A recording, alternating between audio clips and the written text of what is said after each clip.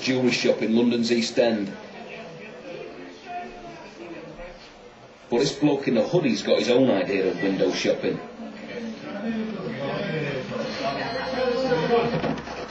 He tries to smash the window with a sledge hammer, causing panic inside the shop.